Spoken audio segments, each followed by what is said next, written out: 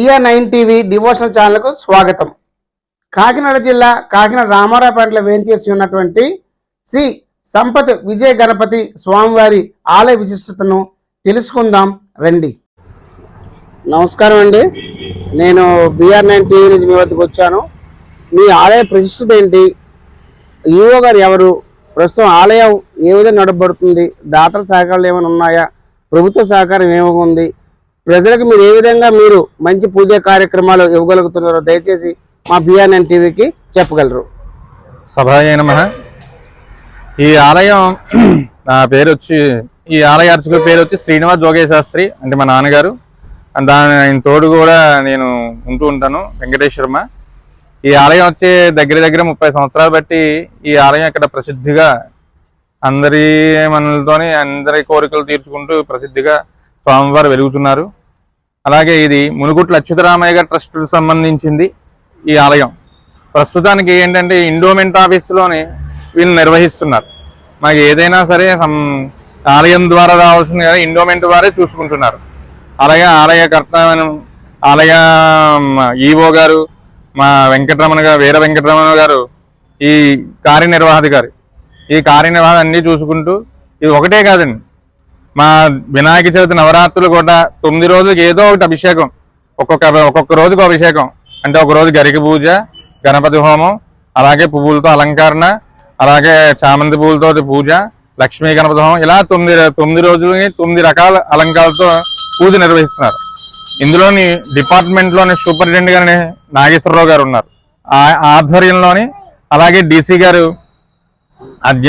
ఆయన అధ్యక్షుల ద్వారా ఈ ఎండోమెంట్ ఆఫీస్ మనకి ఆలయం నడుస్తుందండి. తద్వారా వాళ్ళ ద్వారా మాకు అమౌంట్ రావడం, ఇది రావడం, వాళ్ళకి ఇంత అంత అని ఇస్తున్నారు. ఈ ఆలయం చక్కగా రూపొందించుంది. ఈ ఆలయ ప్రతిష్టలోని 2వ విగ్రహం ప్రతిష్ట జరిగింది. ఫస్ట్ విగ్రహం కొంచెం తేడాగా ఉంటేను, ఈ 2వ విగ్రహం పవర్ఫుల్ విగ్రహం. ఇది తిరుపతి దగ్గర నుంచి వచ్చింది.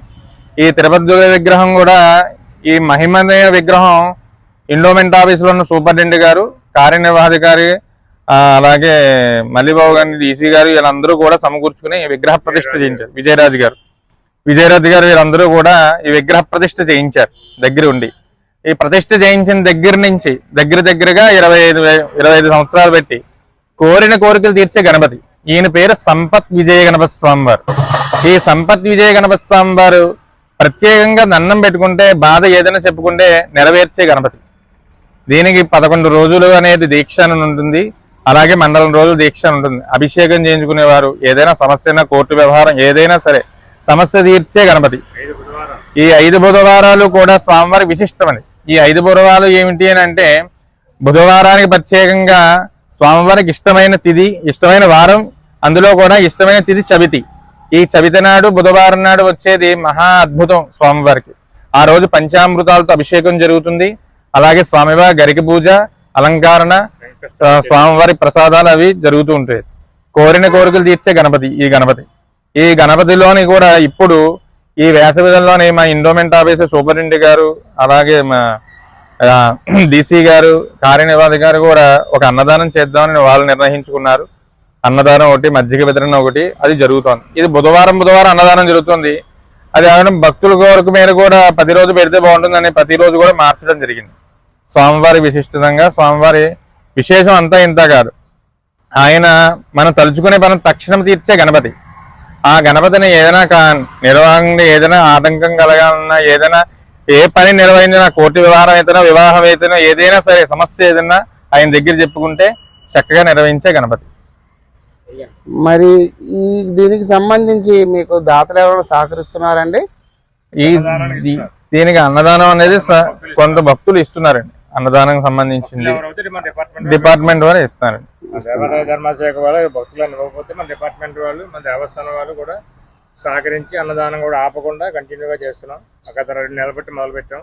అది కూడా అన్ని స్వామివారి దయ వల్ల అన్ని సక్సెస్ అయ్యి భక్తులు కూడా దానివల్ల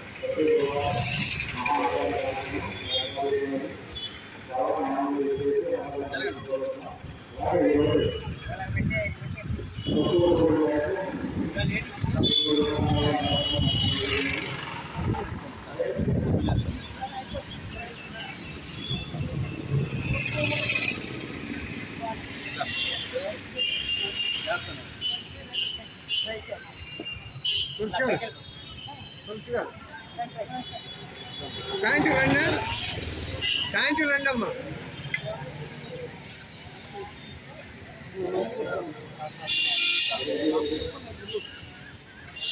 దేవుడు